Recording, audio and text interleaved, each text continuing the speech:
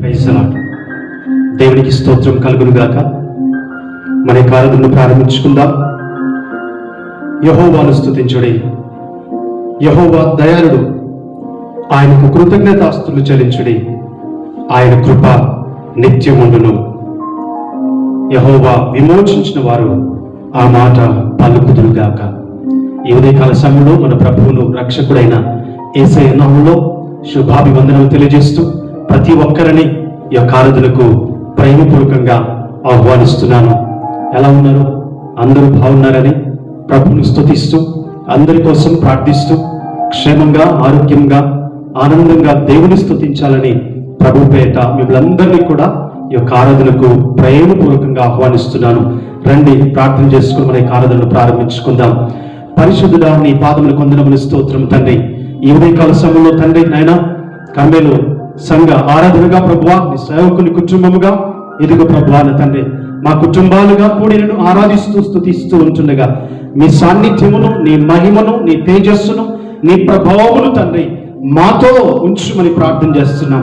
మా మధ్యలో మీరు ఉంచుమని ప్రార్థన చేస్తున్నాం తండ్రి. నీ కొందనాలు స్తోత్రములు నాయన. ఇదిగో ప్రభా, ఈ యొక్క ఉదయకాల సమయంలో ఆయన ఈ యొక్క 8వ మాసంలో చివరి ఆదివారం ఆరాధనలు మేమంటుండగా మిమ్మల్ని స్తుతించటకు, ఆరాధించటకు ప్రభా మమ్మల్ని బలపరచండి. ఇదిగో తండ్రి మా స్తుతి ఆరాధన పాటల ద్వారా నా తండ్రి ప్రార్థనల ద్వారా మీరు మహిమ పొంది మీ మెల్లనైనటువంటి స్వరాన్ని వినిపించి మాతో మాట్లాడి మా కొరకు నీ జోపు మాటలు వినిపించి మా జీవితాలను చక్కపరచండి, ఆశీర్వదించండి, దీవించుమని, కృప చూపించుమని స్తుతులు వందనములు చెల్లించుకుంటూ మా ప్రభువును రక్షకుడైన యేసయ్య నామములో ప్రార్థించి వేడుకొనుచున్నాము తండ్రి. ఆమేన్. మంచిది. 2 పాటలు పాడుతూ దేవుని నామాన్ని స్తుతించి ఆరాధించి గణపరిచి కొనియాడుదాం.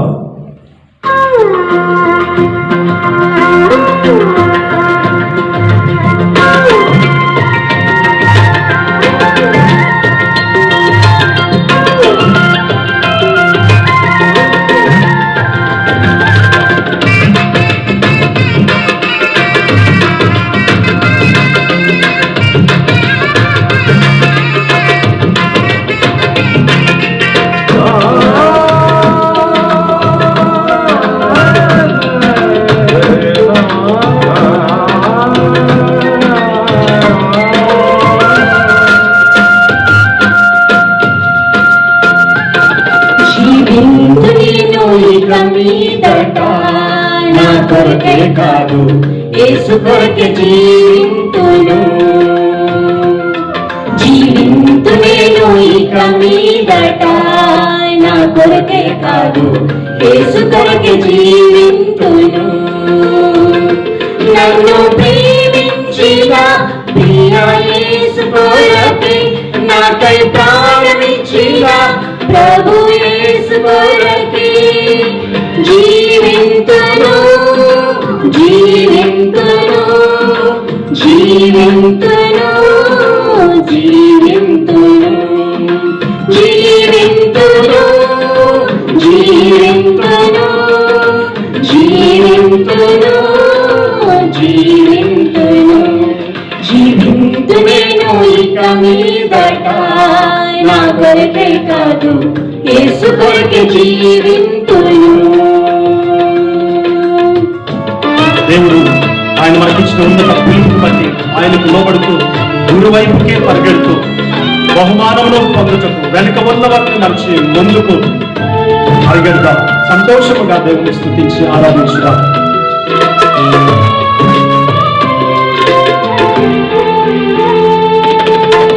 నీ ఉన్నత పిలుపుకు లోబడుతుంది, గురివైపునకి బహుమానము పొందల పరుగెడుతుంది. వెనుక ఉన్నవన్నీ మరతును, ముందున్న వాటి కొరకే ఎగిరపడుతును.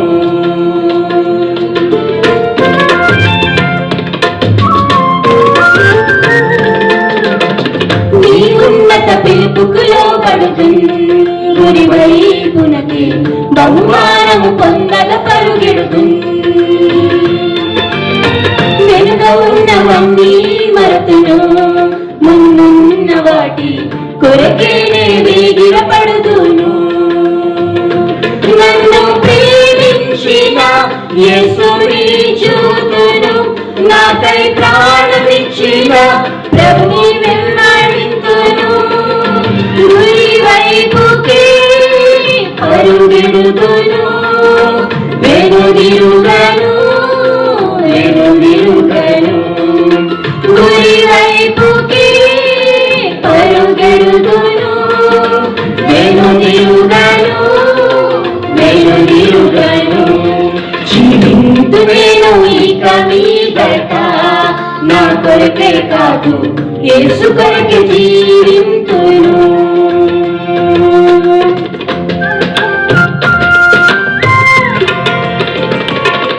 శ్రమైన బాధైన హింసైన కరువైన ఎదురైన ఉన్నవైన రాబోనమైన అధికారులైన ఎత్తైన లోయలైన ఏవైనా ఎదురొచ్చినా మన యేసయ్య జయమని వేస్తారు.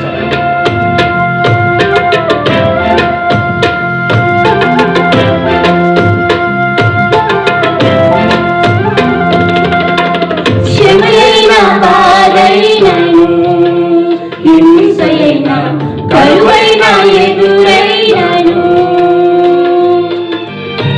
ఉన్నవైన రాబోనవైన అధికారులైన ఎత్తైన లోతైనను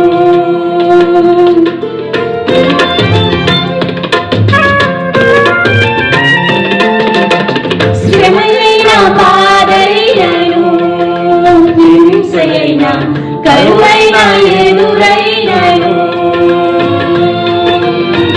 ఉన్నవైన రాబోనవైన అధికారులైన ఎత్తైన లోతైనను నన్ను ఎడబాపున ప్రభు ప్రేమ నుండి నేను విడిపోతున్న ప్రభు నీడ నుండి జీవింతును జీవించుతో జయమిచ్చును నా యేసువే జీవింతును నా యేసుతో జయమిచ్చును నా యేసువే జీవింతువేమో ఇక మీదట నా కొరకై కాదు యేసు కొరకే జీవింతును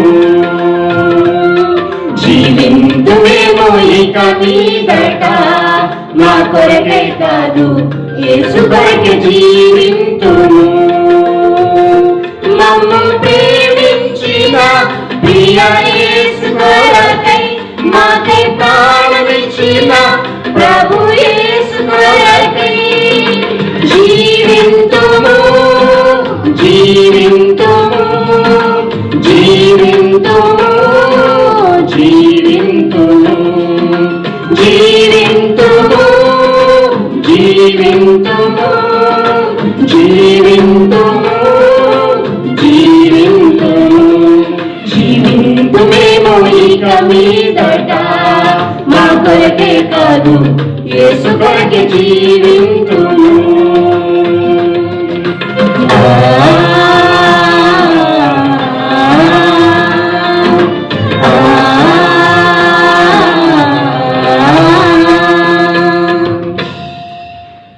మరి యొక్క పాటను పాడుతూ దేవుణ్ణి స్తుతించుదాం.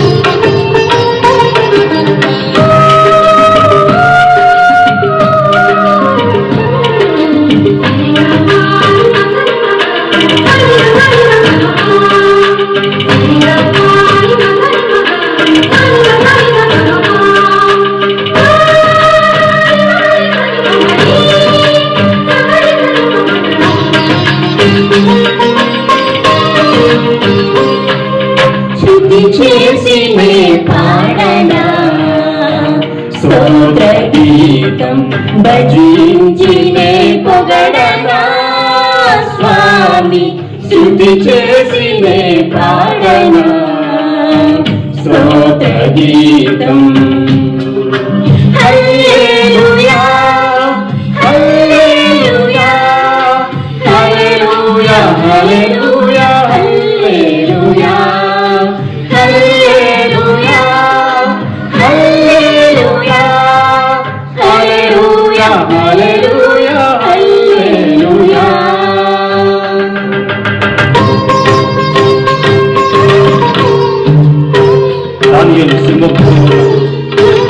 ప్రజలలో నోవాహును ఉన్నప్పుడు కాపాడిన దేవుడు, బలవంతులైన దేవుడు, ఆ దేవుని స్తుతించి కనపరచుదాం.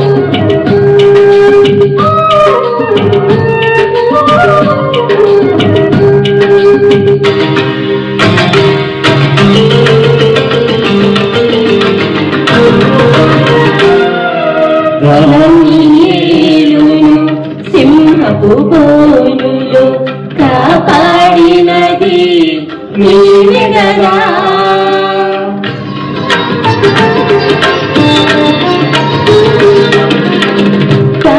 దానియేలును సింహపు బోనులో కాపాడినది నీవే గదా. జల ప్రళయములో నోవను కాచిన బలవంతుడవు నీవే గదా.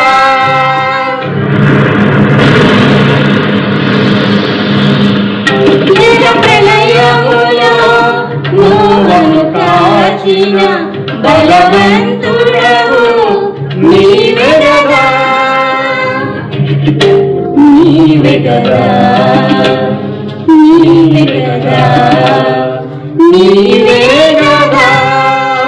హల్లెలూయా, హల్లెలూయా, హల్లెలూయా, హల్లెలూయా, హల్లెలూయా, హల్లెలూయా, హల్లెలూయా, హల్లెలూయా, హల్లెలూయా, హల్లెలూయా.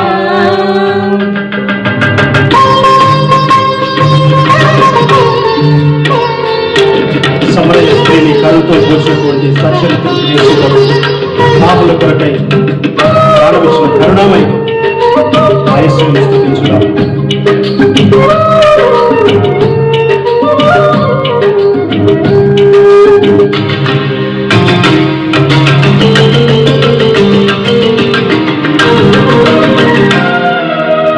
సమరయ స్త్రీని కరుణతో బ్రోచిన సచ్చరితుడవు నీవే గదా.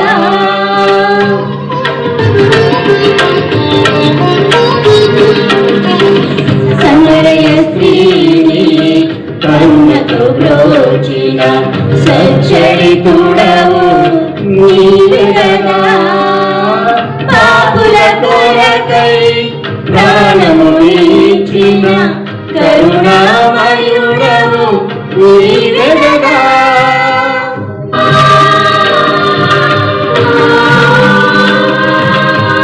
పాపుల కొరకై ప్రాణము ఇచ్చిన కరుణామయుడవు నీవే గదా.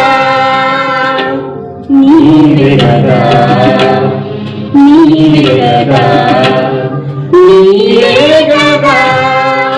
హల్లెలూయా, హల్లెలూయా, హల్లెలూయా, హల్లెలూయా, హల్లెలూయా, హల్లెలూయా, హల్లెలూయా, హల్లెలూయా, హల్లెలూయా, హల్లెలూయా.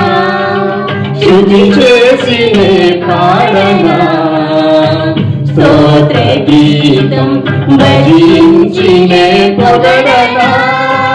స్వామి శృతి చేసినే పాడనా స్తోత్ర గీతం.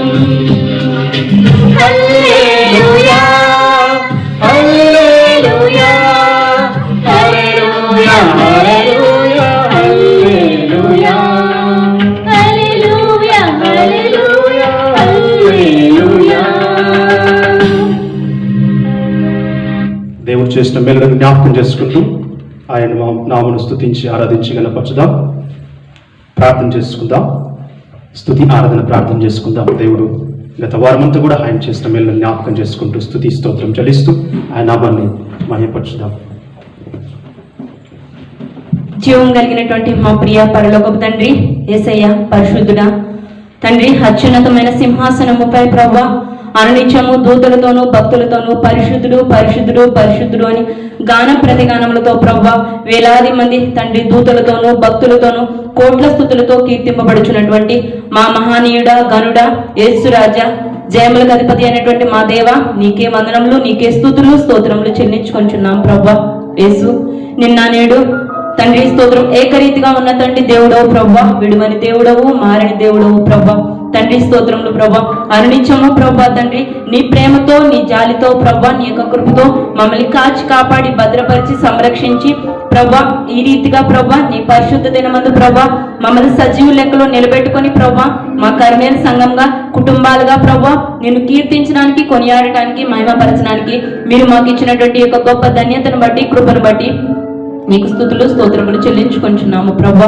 అయ్యా తండ్రి స్తోత్రములు ప్రభా, మా కొరకే, మా పాపముల కొరకే ప్రభా, మేము చేసినటువంటి దోషముల కొరకే ప్రభా నీవు ఆ యొక్క శిలువపై మరణం ఉంది తండ్రి. నీవు కార్చినటువంటి విలువైనటువంటి క్రయధనాన్ని ప్రభా తండ్రి మా కొరకే వెలక తండ్రి చెల్లించి ప్రభా మమ్మల్ని ప్రభా పాపకూపంలో నుండి రక్షించి ప్రభా నీ జీవ మార్గంలోనికి నడిపించడానికి మాకు ప్రభా ఇచ్చినటువంటి ఈ యొక్క గొప్ప జీవితాన్ని బట్టి నీకే స్తుతులు స్తోత్రములు చెల్లించుకొంచున్నాము ప్రభా. ఏమిచ్చి నీ రుణాన్ని తీర్చుకొనగలమయ్యా. అయ్యా మా విరిగినలు ఉన్నటువంటి హృదయాన్ని ఇగో ప్రభా తండ్రి స్తోత్రం నీ చేత పట్టుకొని నీ పాదాల ఎద్దుకు వచ్చి తండ్రి అని పిలవడం తప్ప ఏమీ ఇవ్వలేనటువంటి తండ్రి దీనులము, దరిద్రులము ప్రభా. అయ్యా యేసయ్యా ప్రభా నీ ప్రేమతో ప్రభా మమ్మల్ని ఇంతవరకు నీ సంరక్షణలో ప్రభా కాచి కాపాడారు ప్రభా. యేసు నీకే వందనాలు ప్రభా. మేము ఇంకా తండ్రి ఈ రీతిగా ప్రభా తండ్రి సజీవ లెక్కలో ఉన్నామంటే ప్రభా మా మంచితనం కాదు, మా గొప్పతనం కాదు ప్రభా. మాకంటే ఉన్నత స్థితిలో ఉన్నటువంటి వారు, మాకంటే గొప్పవారు ఈ దినాన్ని చూడలేకున్నారు. కానీ ప్రభా నీవు చూపినటువంటి గొప్ప దయను బట్టే, నీవు ఇచ్చినటువంటి క్షేమాన్ని బట్టే మేము ఇంకా క్షేమంగా ఉన్నాము ప్రభా, ఆరోగ్యంగా ఉన్నాము ప్రభా. అందుని బట్టి నీకు లెక్కలేని స్తుతులు స్తోత్రములు చెల్లించుకుంటున్నాము ప్రభా. వెళ్ళలేని మా జీవితాలకు నీవు విలువిచ్చావు ప్రభా. అయ్యా తండ్రి స్తోత్రములు, నీకే స్తుతులు స్తోత్రములు చెల్లించుకుంటున్నాం ప్రభా. మా వెనుకటి స్థితులు మేము చూసుకున్నట్లయితే దేనికి పనికిరానటువంటి వారం అయ్యా. అయినప్పటికీ నీ ప్రభా తండ్రి తండ్రి మా జీవితాలను ప్రతి క్షణము కాచి కాపాడి భద్రపరుస్తున్నందుకు నీకు వందనములు, స్తుతులు స్తోత్రాలు చెల్లించుకుంటున్నాము ప్రభా. అయ్యా తండ్రి జీవాధిపతి, జీవములకు అధిపతి అయినటువంటి మా తండ్రి, సమస్త జీవులకు తండ్రి అయినటువంటి మా దేవ, సమస్తాన్ని నీ మాట చేత సృష్టించినటువంటి సృష్టికర్త, ఈ మానవ జీవితాన్ని ఒక్కసారి మీరు జ్ఞాపకం చేసుకోనండి. రేపు ఏమి జరుగుతుందో తెలియనటువంటి భయంకరమైన పరిస్థితులు గుండా మేము ప్రయాణిస్తూ ఉంటుండగా ప్రభువా ఒక్కసారి మా జీవితాలపై మా తండ్రి, మా ప్రపంచ దేశాలపై నీ కరుణను చూపించమని అడుగుచూ ఉన్నాము ప్రభా. నీ ఒక్కడివే ప్రభువా మమ్మల్ని బ్రతికించే దేవుడో ప్రభా, నీ ఒక్కడివే ప్రభా మమ్మల్ని నడిపించే దేవుడో ప్రభా. నీ కరుణను చూపించండి, నీ దయను చూపించండి ప్రభా. తండ్రి నీ కనికరాన్ని ప్రభా మా యొక్క తండ్రి స్తోత్రం దేశాలపై నీ కరుణను అనుగ్రహింపచేయమని అడుగుచున్నాం ప్రభా. నీ కోపం ఒక నిమిషం మాత్రమే ఉంటది కానీ ప్రభా నీ దయ ఆయుష్కాలం ఉంటది కనుక ప్రభా నీ దయను మాకు అనుగ్రహింపచేయమని అడుగుచూ ఉన్నాం ప్రభా. ప్రపంచంలో ప్రభా తండ్రి స్తోత్రం భయంకరమైన పరిస్థితులన్నిటి నుంచి విడుదల కలిగించండి. యేసు నీకే వదనాలు. అయ్యా తండ్రి స్తోత్రములు, మేము చేసినటువంటి దోషాలను బట్టి, అయ్యా మానవులు చేసినటువంటి శాపాలను బట్టి ప్రభువా శాపానికి గురి అవ్వకుండా మమ్మల్ని మీరు కాచి కాపాడండి ప్రభువా. అయ్యా ఎంతో భయంకరమైన పరిస్థితులు ప్రభువా, అయ్యా తండ్రి స్తోత్రములు, తెగుళ్ళు, వరదలు, విపత్తులు ప్రభువా, ఆపదలు, వీటన్నిటిని ఒక్కసారి మేము చూసినట్లయితే మేము ఇంకా బ్రతికి ఉన్నామంటే ప్రభువా ఒక్కసారి ప్రభువా నీవు చూపినటువంటి గొప్ప జీవితాన్ని, నీవు ఇచ్చినటువంటి గొప్ప జీవితాన్ని బట్టి నీకు వందనాలు చెల్లించుకుంటున్నాము తండ్రి. ఈ ఉదయకాల సమయంలో ప్రభా మా కర్మేల సంఘంగా ప్రభా, సేవకుని కుటుంబంగా, కుటుంబాలుగా ప్రభా మేమందరం ప్రభా తండ్రి స్తోత్రము నేను స్తుతించుచుండగా ఒక్కసారి మీరు జ్ఞాపకం చేసుకోనండి తండ్రి. తండ్రి స్తోత్రంలో ప్రభా ప్రతి బిడ్డను ప్రతి జ్ఞాపకం చేసుకోమని అడుగుచున్నాం. ప్రతి కుటుంబాన్ని మీరు జ్ఞాపకం చేసుకోమని అడుగుచున్నాం. చిన్నవారు మొదలుకొని పెద్దవారి వరకు ప్రతి ఒక్కరిని పేరు పేరు చొప్పున దీవించండి, ఆశీర్వదించండి. దేశాన్ని, రాష్ట్రాన్ని పరిపాలిస్తున్న నాయకులను మీరు జ్ఞాపకం చేసుకోండి. చక్కటి జ్ఞానంతో తండ్రి స్తోత్రం నడిపించుకోమని అడుగుచున్నాం ప్రభా. అయా తండ్రి స్తోత్రం భయంకరమైన పరిస్థితుల్లో అయా పనులు చేస్తూ ఉద్యోగాలు చేసిన బిడ్డలకు నీ కాపుదలను, నీ భద్రతను అనుగ్రహింపచేయమని అడుగుచున్నాం తండ్రి. సహాయం చేయండి. అయా పాటల ద్వారా నేను మహింపరచుకోవడానికి కృపను దయచేశారు ప్రభా, నీకు వందనాలు. ఇక వాక్యంలోనికి వెళ్ళబోచున్నట్టుగా ప్రభా అయా తండ్రి మా యొక్క తండ్రి జీవితాలకు తండ్రి ధైర్యం కలిగించి అయా తండ్రి స్తోత్రం నీరు కట్టి ఫలించే రీతిగా ఆ వాక్యాన్ని మా జీవితాల్లో ముద్రించుకుని ముందుకు సాగలిగే భాగ్యాన్ని దయచేయండి. నీ సేవకులు నిలబెట్టుకునండి, ఏడంతల ఆత్మశక్తితో వాడుకోనండి. నీ మెల్లనైన స్వరం దూరంతో నీ శిలువ చాటున మరుగుపరుచుకుని చక్కటి వర్తమానాన్ని నీ సేవకుని ద్వారా మేమందరం ప్రభా తండ్రి పొందుకొని నీ యొక్క కృపను దయచేయమని ఈ యొక్క తండ్రి ఆరాధన తండ్రి నీకు సమర్పించుకుంటూ నజరేయనటువంటి యేసునామం పేరిట మిగిలినతో బ్రతిమాలుకొంచున్నాము తండ్రి ఆమేన్. ప్రార్థనలో నడిపించిన పాశ్రమును దేవుడు దీవించిన గాక. దేవుని వాక్యమును ధ్యానం చేసుకుందాం. నేటి దినమునకై ఏర్పాటు చేయబడినటువంటి వాక్య భాగము ఆది కాండము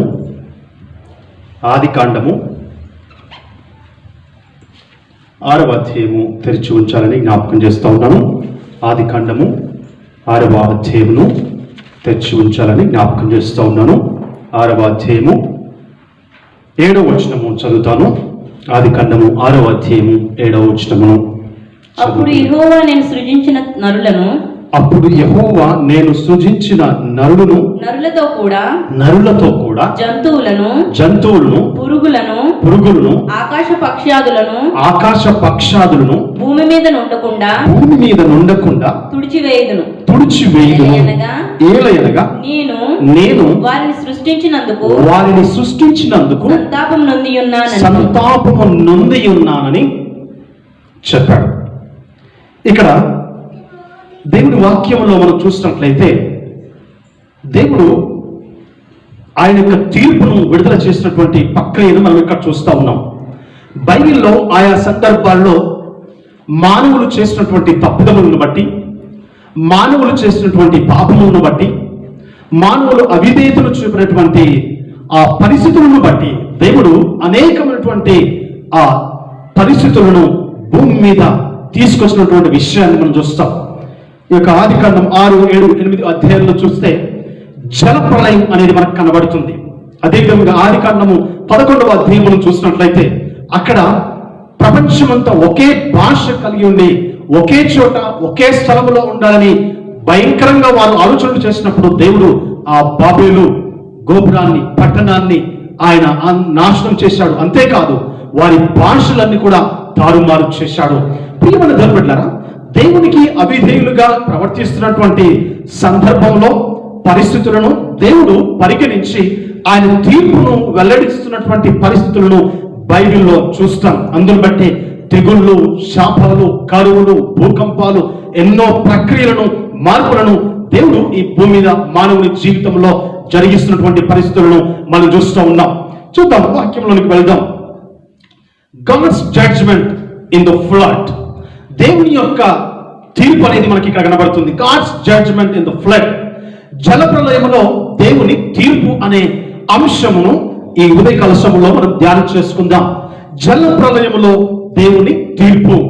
జలప్రలయంలో దేవుని తీర్పు ఏ విధంగా వచ్చింది, ఎందుకు వచ్చింది, ఎప్పుడు వచ్చింది, ఎలా వచ్చింది, ఆ తీర్పు ద్వారా మానవులకు దేవుడు ఇచ్చినటువంటి సంకేతాలు ఏమిటి, గుర్తులు ఏంటి, ఆయన ఇచ్చినటువంటి సందేశం ఏంటి, ఆయన పెట్టినటువంటి శిక్ష ఏమిటి అనే విషయాలను ఈ యొక్క ఆది కాండం 6, 7, 8, 9 అధ్యాయాలను మనము క్షుణ్ణంగా పరిశోధించి ధ్యానించినప్పుడు ఆ శ్రేష్టమైనటువంటి సంగతులను దేవుడు మనకు అనుగ్రహిస్తాడు.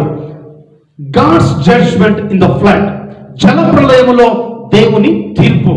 జలప్రలయము ద్వారా దేవుడు కొన్ని తీర్పులు అనుగ్రహించాడు, కొన్ని సంకేతాలు ఆయన పంపించాడు, కొన్ని సూచనలు ఇచ్చాడు, కొన్ని శిక్షలు ఆయన అనుగ్రహించాడు అనే విషయము దేవుని వాక్యంలో సెలవిస్తుంది. చూద్దాం. ఈ యొక్క జలప్రలయములో దేవుని తీర్పు ద్వారా 5 విషయాలను దేవుడు అక్కడ బయలుపరిచాడు.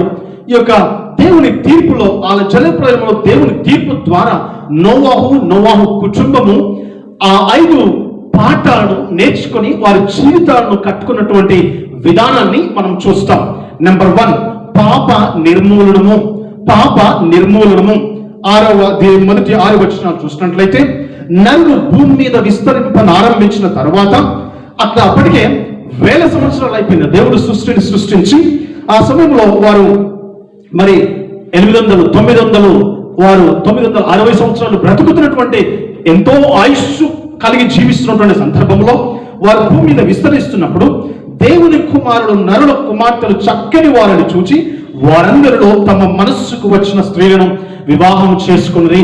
అక్కడ పాప నిర్మూలనము చేయడానికి కారణం ఏంటంటే పాపాన్ని అంతం చేయడానికి కారణం ఏంటంటే, దేవుని తీర్పును వెల్లడిపరచడానికి కారణం ఏంటంటే, మనస్సుకు నచ్చిన దానిని చేయడము, మనస్సుకు నచ్చిన దానిని చేసుకోవడము, మనస్సుకు నచ్చిన వారిని చేసుకోవడము, మనస్సుకు నచ్చినట్లుగా జీవించడము, మనస్సుకు ఇచ్చ వచ్చినట్లుగా దేవునికి అవిధేయులుగా, పాపులుగా, దోషులుగా జీవించడమే. ఇక్కడ వారు మనస్సుకు వచ్చినట్లుగా జీవించారు, మనస్సుకు వచ్చినట్టుగా ప్రవర్తించారు. దేవుని ఇష్టానుసారంగా జీవించడం మర్చిపోయి మనస్సుకు ఇష్టం వచ్చినట్లుగా, వారి హృదయాలకు ఇష్టం వచ్చినట్లుగా, వారి యొక్క మనస్సాక్షికి ఇష్టమైనటువంటి వాటిని వారు జరిగిస్తూ ఉన్నారు. చూడండి, అప్పుడు యెహోవా నా ఆత్మ నరులతో ఎల్లప్పుడూ వాదించుదు, వారు తమ అక్రమ విషయములో నరమాత్రులై ఉన్నారు. భయంకరమైన అక్రమాన్ని కలిగి ఉన్నారు. క్రమమైనటువంటి జీవితము వారిలో లేదు. డిసిప్లైన్ అనేది లేదు. డిసిప్లైన్ ను వారు విస్మరించారు, విధేయతను విస్మరించారు. దేవుని ఆజ్ఞలను, దేవుని మాటలను లక్ష్య పెట్టకుండా అక్రమముగా జీవిస్తున్నారు.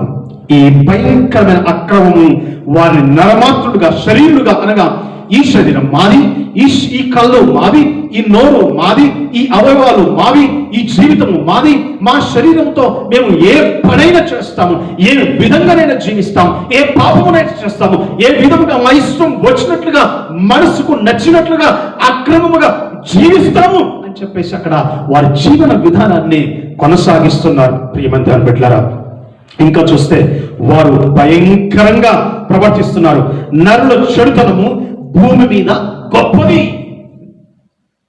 వారి యొక్క చెడుతనం భూమి మీద గొప్పదిగా విస్తరించింది, బలమైనదిగా ఉన్నది.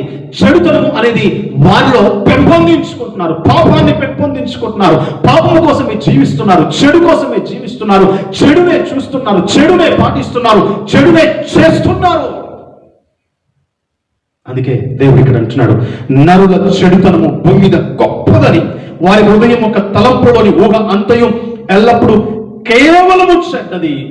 ఒక్కసారి కాదు, ఎల్లప్పుడూ, ప్రతి క్షణము మానవుని యొక్క ఊహ, తలంపులు, ఆలోచనలు కేవలము చెడ్డవి. కారణం ఏంటంటే అక్రమం. కారణం ఏంటంటే మనసుకు వచ్చినట్లు జీవించడం.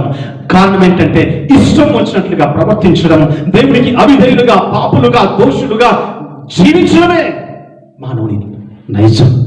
అందుకే దేవుడు పాప నిర్మూలన చేయాలని ఆయన జలప్రలయములో తన తీర్పును వెల్లడించాడు. చూడండి 6వ వచనము, భూమి మీద నరులను చేసినందుకు యెహోవా సంతాపమునుంది, తన హృదయంలో నొచ్చుకొనెను. దేవుడు ఇక్కడ ఆయన నరులను చేసినందుకు నొచ్చుకున్నాడు, బాధపడ్డాడు. ఎందుకు మానవులు చేసినా అని చెప్పేసి బాధపడుతూ ఉన్నాడు. ప్రియమందరు బిడ్డలారా, ఎంత భయంకరమైన స్థితి మానవుడు భూమి మీద సంపాదించుకున్నాడు. ఆమోసు గ్రంథము 5వ అధ్యాయము 12వ వచనంలో అంటాడు, ఆమోసు 5:12వ వచనము, మీ అపరాధములు విస్తారములైనవనియు మీ పాపములు ఘోరమైనవనియు నేను ఎరుగుదును. దేవుడు ప్రతి మానవుని దృష్టిని, చెడుతనాన్ని, పాపమును, అక్రమమును, భయంకరమైన హృదయ ఆలోచనలను ఆయన ఎరిగేవాడు. చాలాసార్లు మనుషులు మనల్ని చూడలే అనుకుంటాం, మనుషులను మోసం చేయొచ్చు, మనుషుల కళ్ళు కప్పెట్టొచ్చు, కానీ దేవుని కళ్ళను మనం కాయలేము, కప్పలేము. నీ పాపములు, మీ హృదయం, మీ అపరాధములు విస్తారమైనవి, మీ పాపములు ఘోరమైనవి నేను ఎరుగుదును. దరిద్రుల యొక్క పాలు మోపులను, పంట మోపులను పుచ్చుకొనుచు మీరు వారిని అనగద్రొక్కుదురు కనుక మలుపు రాళ్లతో మీరు ఇండ్లు కట్టుకొనను, వాటిలో మీరు కాపురముండరు. శృంగారమైన ద్రాక్ష తోటలు మీరు నాటినను, ఆ పండ్లు, ఆ రసము మీరు తాగరు అని చెప్పేసి దేవుడు అక్కడ మాట్లాడాడు. ఈరోజు అక్రమంగా జీవించేవారు, ఈ మధ్య ఒక ఎంఆర్ఓ పట్టుబడ్డాడు, 2-3 సార్లు సస్పెండ్ అయ్యాడు. ఆయన కూడా కోట్లు లంచం తీసుకుంటున్నాడు. మన టీవీలో కూడా వచ్చాడు. ఇక్కడ ఇశ్రాయేలు జీవితంలో కూడా వారు ఏ విధంగా ఉన్నారంటే, దరిద్రుల యొక్క పంట మోపులను పుచ్చుకున్నారు, లంచగొండితనం జీవించారు, అక్రమమైనటువంటి జీవితం జీవించారు, పాప జీవితాన్ని జీవించారు. ఇక్కడ ప్రజలు ఏ విధంగా ఉన్నారంటే, మలుపు రాళ్ళతో, చక్కటి నునుపైన రాళ్ళతో, ఈరోజు రకరకాల రంగుల రాళ్ళతో ఇళ్లను కడుతూ మేడలు కడుతూ ఎంతో భవనాలను కట్టుకుంటూ ఉంటున్నాం. ప్రియమంత్రి బిడ్డలారా, ఇశ్రాయేలు ప్రజలతో మాట్లాడారు, అలాంటి ఇళ్లలో మీరు ఉండలేరు, మీరు కాపురం ఉండలేరు, మీ ద్రాక్ష తోటలు పండ్ల రసము మీరు త్రాగలేరు. కారణము మీరు పాపానికి బానిసలైపోయారు, కారణము మీరు దోషానికి వారసులైపోయారు. కాబట్టి పాప నిర్మూలన అవసరము. నేను పాపాన్ని నిర్మూలన చేయబోతున్నానని చెప్పేసి దేవుడు అక్కడ మాట్లాడాడు. 14 వారి పాపమును బట్టి వారిని శిక్షించుదును. దేవుడు జలప్రలయంలో వారి పాపాన్ని బట్టి, కేవలం వారి పాపాన్ని బట్టి వారిని శిక్షించడానికి దేవుడు తీర్పును వెల్లడించాడు. మీకా 6:13 అంటాడు, నీ పాపమును బట్టి నీవు పాడు చేయబడతావు. చాలాసార్లు నా ఇల్లు పాడైపోయింది, చాలాసార్లు నా జీవితం పాడైపోయింది, చాలాసార్లు నా యొక్క పిల్లల జీవితం భవిష్యత్తు పాడైపోయింది అని చెప్పేసి చింతిస్తుంటారు తల్లిదండ్రులు. క్రైస్తవ జీవితంలో ప్రియమైన దేవుని బిడ్డలారా, ఎవరో పాడు చేయనక్కర్లేదు, మనమే మన జీవితాలను పాడు చేసుకుంటాం. మన క్రియలే, మన పాపమే, మన దోషమే, మన అక్రమమే, మన అవిధేయతనే మన జీవితాలను పాడు జీవితాలుగా మార్చేస్తుంది. అందుకే నీ పాపములను బట్టి నువ్వు పాడు చేయబడుతున్నావు అని ఇశ్రాయేలు ప్రజలతో దేవుడు హెచ్చరించాడు. సామెతలు 14:34 గొప్ప మాట సొలొమోను భక్తుడు మాట్లాడతాడు. నీతి జనములు ఘనతకెక్కుటకు కారణము, నీతి కలిగినటువంటి నోవాహు కుటుంబము ఘనతకెక్కారు. తిరిగి వారి వంశము ద్వారా భూమి మరలా నిందించబడింది, మరలా ఉత్పత్తి చేయబడింది. కారణం వారు నీతి కలిగినటువంటి జనములు కాబట్టి ఘనతకెక్కినటువంటి వంశముగా, కారణస్థులుగా వారు శేష జీవితముగా భూలోకంలో మరలా ఉత్పత్తిని చేయడానికి జనాంగమును దేవుని చరిత్రలో నిలబడ్డారు. అది పాపం చేసిన వారు. చూడండి, పాపము ప్రజలకు అవమానము తెచ్చును. నోవాహు ఎంతో గగ్గోలు పెట్టి అరిచాడు, వారిలోనికి రండి, రక్షణ పొందండి, దేవుని పిలుపును వినండి అని చెప్పేసి ఎంత గగ్గోలు పెట్టి అరిచి సువార్త ప్రకటించిన వారు వినకుండా పాపానికి దాసులై అవమానం పాలైపోయారు. జల సముద్రంలో, జలములలో వారు ముంచివేయబడ్డారు. ప్రేమంతాను బిడ్డలారా, పాపము అవమానాన్ని తీసుకొస్తుంది, ప్రమాదాన్ని తీసుకొస్తుంది, నరకాన్ని సంపాదించి పెడుతుంది. అందుకే పాపాన్ని నిర్మూలన చేయాలని దేవుడు ఆ జల ప్రళయంలో ఆయన తీర్పును వెల్లడించాడు. ప్రస్తుతం పరిస్థితులను చూసినట్లయితే భూమి మీద భయంకరమైన పరిస్థితులు ఉన్నాయి. రీసెంట్ గా కొన్ని దేశాల్లో భయంకరమైనటువంటి ఈ యొక్క చట్టాలను విడుదల చేశారు. ఇప్పటికే మనం చూస్తా ఉన్నాం. ఒక స్త్రీ ఇంకొక స్త్రీని వివాహం చేసుకోవడం, ఒక పురుషుడు ఇంకొక పురుషుని వివాహం చేసుకోవడం. రీసెంట్ గా కొన్ని దేశాల్లో వారికి ఇష్టం వచ్చిన వారిని, వారు నచ్చిన వారిని, వారికి వావి వరుసలు లేకుండా వివాహం చేసుకోవచ్చని కొన్ని దేశాలు చట్టాలను విడుదల చేశాయి. ఎంత భయంకరమైన పాపము, ఎంత అక్రమము, ఎంత మోసము, ఎంత పాపిష్టి జనాంగముగా ఈ లోకం పాడైపోతుందో ప్రేమని బిడ్డలారా జ్ఞాపకం చేసుకుందాం. భ్రష్టు పట్టిపోయింది, కల్చర్లెస్ జనాంగముగా జీవిస్తున్నారు. సాంప్రదాయం అనేది, సంస్కృతి అనేది ఏ మాత్రము లేకుండా విచ్చలవిడిగా ప్రవర్తిస్తున్నారు, విచ్చలవిడిగా జీవిస్తున్నారు. ఆ కాలంలో కూడా, నోవాహు కాలంలో కూడా వారు బలత్కారముగా, అక్రమంగా, చెడుతనముతో, భయంకరమైన ఆలోచనతో వారి జీవితాలను పాటు చేసుకున్నారు. ఇలాంటి పరిస్థితుల్లో దేవుడు ఒకేసారి ప్రపంచాన్ని అంతం చేయగలడు. కానీ ఆయన దీర్ఘశాంతుడు, ఇంకా ప్రేమను చూపిస్తున్నాడు, ఇంకా కనికరం చూపిస్తున్నాడు. రోమాపత్రిక 3:25 అంటాడు, పూర్వము నీవు చేయబడినటువంటి పాపలన్నీ కూడా ఆయన క్షమిస్తాడు, కడిగి వేస్తాడు. ఆయన చెంతకు రా, ఆయన నీతిని నీవు ధరించు అని పౌలు రోమా సంఘంతో మాట్లాడతాడు. రోమా 5:8 అయితే దేవుడు మన ఎడల తన ప్రేమను వెల్లడిపరుచున్నాడు. ఎట్లనగా మనం ఇంకను పాపమై ఉండగానే మన కొరకు క్రీస్తు చనిపోయెను. మనం ఇంకా పాపములుగా ఉండగానే మన పాపము నిర్మూలన చేయడానికి నోవాహు కాలంలో జలప్రలయంలో ముంచివేయబడిన జనాంగముగా మనల్ని ముంచివేయకుండా ఆయన మన కోసం ఇంకా ఎదురు చూస్తున్నాడు. మార్పు కోసం, మారు మనసు కోసము, క్షమాపణ కోసము, దేవుని పరిశుద్ధతను పొందాలని దేవుడు ఇంకా ఎదురు చూస్తూ ఉన్నాడు. ప్రియమంతాను బిడ్డలారా, 1 యోహాను 3:5 అంటాడు, పాపమును తీసివేయుటకు ఆయన ప్రత్యక్షమైన యేసుక్రీస్తు మన పాప నిర్మూలనం చేయడానికి ప్రత్యక్షమయ్యాడు. ప్రియమైన సహోదరి సహోదరుడా, ఇంకా బాప్తిసం పొందిన వారు, ఇంకా రక్షణ పొందిన వారు, ఈ మాటలు వింటున్నటువంటి వారు దయచేసి గమనించాలని, గ్రహించాలని, నీ జీవితాన్ని చక్కపరచుకోవాలని దేవుడు ప్రేరేపిస్తా ఉన్నాడు. దేవుడు మాట్లాడుతూ ఉన్నాడు. నీ పాపాన్ని నిర్మూలన చేసుకుంటే నీ పాపానికి ఈ భూమి మీద అంతాన్ని కలిగించి పరిశుద్ధతను, నీతిని యేసుక్రీస్తు రక్తంతో నీవు పొందినట్లయితే నీ జీవితము నోవాహు కుటుంబం జీవితం వలె కాపాడబడుతుంది, రక్షించబడుతుంది. పరలోకంలో నీవు చేర్చబడతావు. ఏ స్థితిలో ఉన్నాము ఒక్కసారి జ్ఞాపకం చేసుకుందాం. భయంకరమైన పరిస్థితుల్లో మనం ఉంటుండగా పాప నిర్మూలనము ఇంకా చేసుకోకుండా మన హృదయాల్లో, మనస్సులో ఎక్కడైనా దాగి మన జీవితాలను చెడిపివేస్తుందా? మన మనస్సులను చెడిపివేస్తుందా? మన జీవితాలను, మన పిల్లల జీవితాలను, మన అలవాట్లు కానీ, మన యొక్క అక్రమము కానీ, మన యొక్క దోషము కానీ, మన యొక్క పాడు అలవాట్లు కానీ దేవునికి విరోధముగా మన జీవితాలను పాడు చేసుకుంటున్నామా? జ్ఞాపకం చేసుకుందాం, మార్చుకుందాం. రెండవదిగా దేవుని శిక్ష. ఒకటి పాప నిర్మూలనము, రెండవది దేవుని శిక్ష. పాప నిర్మూలనము వారు చేసుకుంటే దేవుడు శిక్షను తప్పించేవాడు, కానీ వారు మార్చుకోలేదు కాబట్టి దేవుడు అక్కడ శిక్షను విడుదల చేశాడు. అది 6వ అధ్యాయం 7వ వచనం నుంచి చూసినట్లయితే 11వ వచనం వరకు మనం చూస్తాం. అప్పుడు యెహోవా, నేను సృజించిన నరులతో కూడా జంతువులను, పురుగులను, ఆకాశ పక్షాలను, భూమి మీద నుండి మరి ప్రతి పక్షాలను భూమి మీద ఉండకుండా తుడిచివేయుదును. ఏలయనగా నేను వారిని సృష్టించినందుకు సంతాపము నొంది ఉన్నాను. నేను వారిని సృష్టించినందుకు నన్ను నేను బాధపరుచుకున్నాను, నన్ను నేను గాయపరుచుకున్నాను. నా మనస్సు అయాసమైపోయింది. చాలాసార్లు నా మనసు ఆయాసమైపోయింది అని చెప్పేసి చెప్తుంటాం.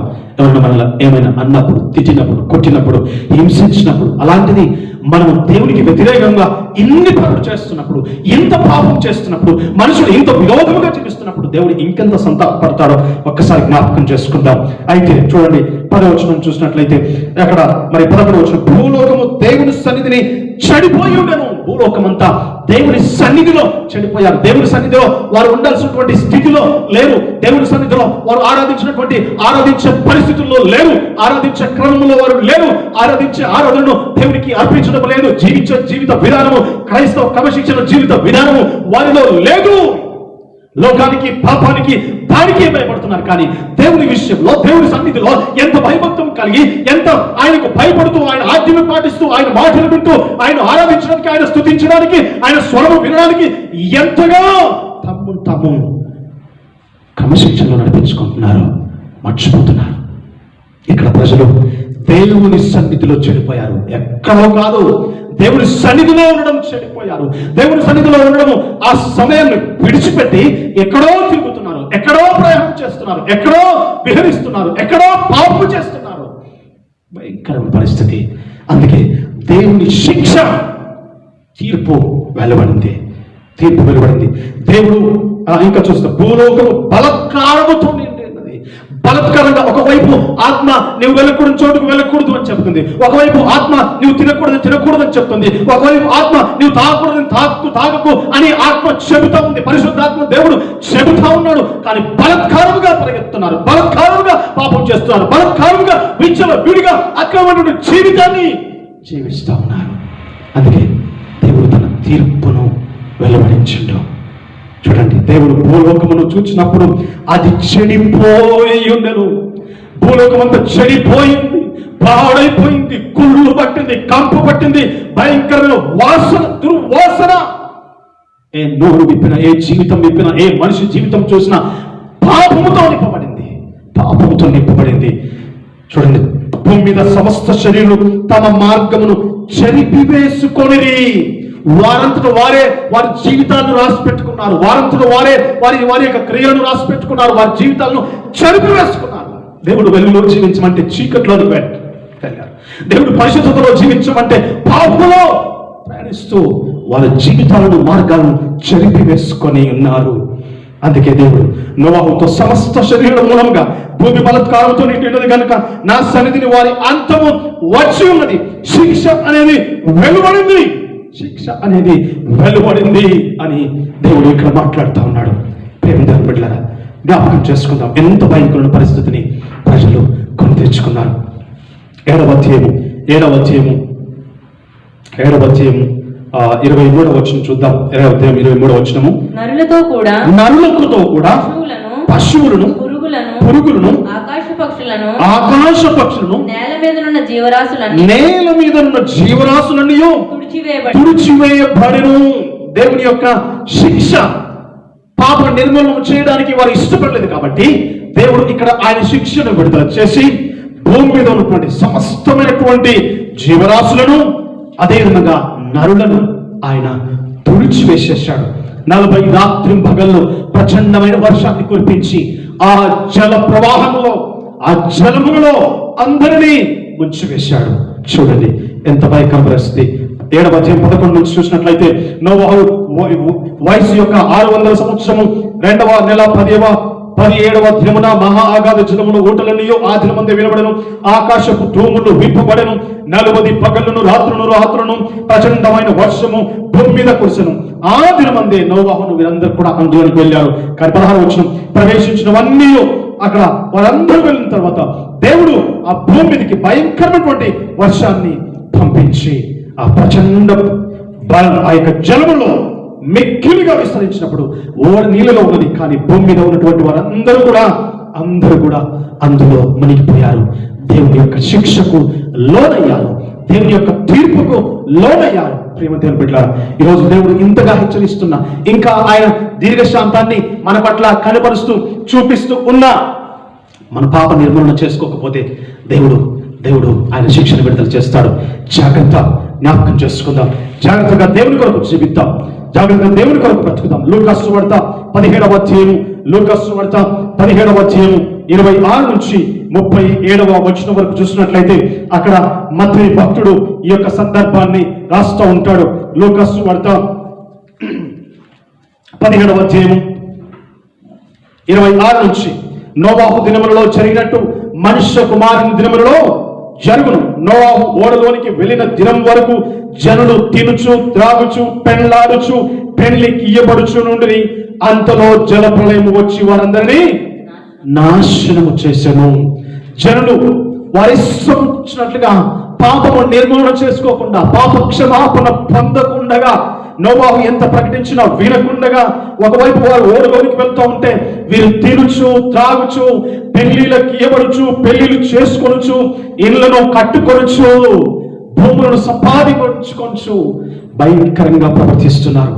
ఇలాంటి పరిస్థితుల్లోనే లోతు దినములలో కూడా ఒకవైపు అగ్ని గంధకములు కురవచ్చున్నాయి, మీరు తప్పించుకోండి అని చెప్పేసి దేవుని శిక్ష నుండి తప్పించబడాలని కోరినప్పుడు నోవాహు లోతు భార్య వెనక్కి తిరిగి చూసి పాపం వైపు చూసి పాపాన్ని ఆకర్షించి ఆమె ఉత్కృష్టంగా మిగిలిపోయింది. ప్రేమను పెట్టారా, జ్ఞాపకం చేసుకున్నాం. ఇవరి కలసంలో మనకి జీవితాలు ఏ విధంగా ఉన్నాయి. యేసుక్రీస్తు ప్రభు చెప్పాడు, ఇద్దరు తిరగలి విసురుతున్నారు, ఒకరు ఎత్తబడతారు, ఒకరు విడబడతారు. ఇద్దరు మంచం మీద పడుకుంటారు, ఒకరు ఎత్తబడతారు, ఒకరు విడబడతారు. ఏ విధంగా మన జీవితాలను కొనసాగించుకుంటున్నాం, జ్ఞాపకం చేసుకుందాం. హెబ్రీ పత్రిక 3వ అధ్యాయము 13 నుంచి 19వ వచనం వరకు కొన్ని విషయాలు చూద్దాం. నేడు మీరు ఆయన శబ్దము విననేలా కోపము పుట్టించినప్పటి వలె మీ హృదయములను కఠినపరచకూడదని ఆయన చెప్పాను. పాపము వలన కలుగు భ్రమ చేత మీలో ఎవడును కఠినపరచకుండానట్లు నేడు అనబడు సమయం ఉండగానే ప్రతి దినమును ఒకరికొకడు బుద్ధి చెప్పుకున్నది ఏలయనగా మొదటి నుండి మనకున్న దృఢమైన విశ్వాసము అంత మట్టుకు గట్టిగా చేపట్టిన గడలనే క్రీస్తులో పాలువారమై ఉండును. ఈరోజు మన విశ్వాసం ఏ విధంగా ఉంది, మన పరిశుద్ధత ఏ విధంగా ఉంది, మన యొక్క జీవితం ఏ విధంగా ఉంది? పాపం వలన భ్రమ చేత పట్టబడుతున్నామా? మన యొక్క హృదయముల ఆలోచన చేత ఎక్కడైనా ఈరోబడుతున్నామా? జ్ఞాపకం చేసుకుందాం. మీరు సమయం ఉండగానే ప్రతి దినము ఒకరికొకరు బుద్ధి చెప్పుకుంటూ పరిశుద్ధతలో జీవించండి, విశ్వాసాన్ని కాపాడుకోండి. అంతం మట్టుకు మీరు క్రీస్తులో గట్టిగా ఉండాలంటే విశ్వాసమును పరిశుద్ధతను పట్టుకుని ఉండండి. విని కోపం పుట్టించిన వారెవరు? మోషే చేత నడిపించబడిన వారే అరణ్యంలో రాలిపోయారు. దేవుడి స్వరాన్ని విన్నారు, దేవుని అద్భుత కార్యములు చూశారు, దేవుని మహిమను చూశారు. అలాంటి వారు దేవునికి అవిధేయులుగా జీవించి శవాలుగా అరణ్యములుగా రాలిపోయారు. ఈ భయంకరమైన పరిస్థితుల్లో మనమంతా ఉంటుండగా జ్ఞాపకం చేసుకుందాం. విశ్వాసము చేతనే వారు ప్రవేశింపలేకపోయారని గ్రహించున్నాను. వారి యొక్క విశ్వాసం భ్రష్టత్వాన్ని సంపాదించుకున్నది, పాపాన్ని సంపాదించుకున్నది, అవిధేయతను సంపాదించుకున్నది. కాబట్టి దేవుని యొక్క శిక్ష వారిపై వెడలింది.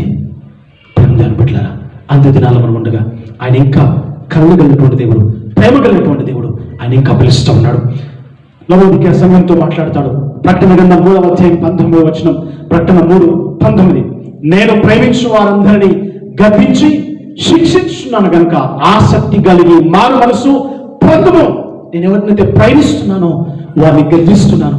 నా కుమారుడా, నా కుమార్తె, నీవంటే నాకు ఇష్టము, నీవంటే ప్రేమ, కాబట్టి బట్టి నిన్ను గద్దిస్తున్నాను, నిన్ను శిక్షిస్తున్నాను, మారు మనస్సు పొందు, నీ జీవితాన్ని మార్చుకో, పశ్చాత్తాపడు, పాపము నిర్మూలన చేసుకో, లేకపోతే నోవాహు కాలములో అంతమైపోయినట్లుగా నీ జీవితం అంతమైపోతుంది, నరకం పాలవుతావు అని దేవుడు హెచ్చరిస్తూ ఉన్నాడు. జ్ఞాపకం చేసుకుందాం. ప్రేమ బిడ్డలారా, మన జీవితాలను చక్కపరుచుకుందాం, పాప నిర్మూలన చేసుకుంటూ దేవుని శిక్షకు మనం లోనవకుండగా ఆయనకు విధేయులుగా జీవిద్దాం. తీర్పులో ఆయన కుడి వైపున నిలబడతాం.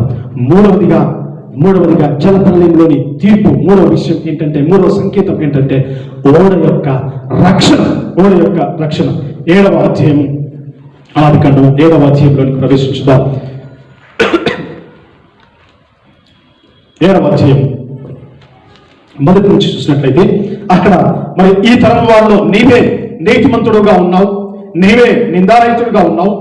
6వ అధ్యాయం 8వ వచనం కూడా అంటాడు కదా, అక్కడ దేవుడు నోవాహు మాత్రము యెహోవా యందు కృప పొందిన వాడై ఆయన నిందారహితుడుగా మరి నీతిపరుడుగా నడిచినటువంటి వ్యక్తిగా నిలబెట్టాడు. ఆ యొక్క తరాన్ని, ఆ కుటుంబాన్ని దేవుడు ఆయన నిలబెట్టాలని, వారి ద్వారా ఆయన మరి మరలా భూమి మీద సంతానాన్ని ఉత్పత్తి చేయాలని చెప్పేసి దేవుడు కోరుతూ ఉన్నాడు. అందుకే వారిని ఏర్పాటు చేసుకున్నాడు. వారి ద్వారా మరలా ఈ యొక్క సంతానమును ఆయన పునరుద్ధరించాలని చెప్పేసి ప్రణాళిక వేశాడు. ప్రేమ దేవుని జ్ఞాపకం చేసుకుందాం. ఇంకా 7వ అధ్యాయం 5 నుంచి చూద్దాం.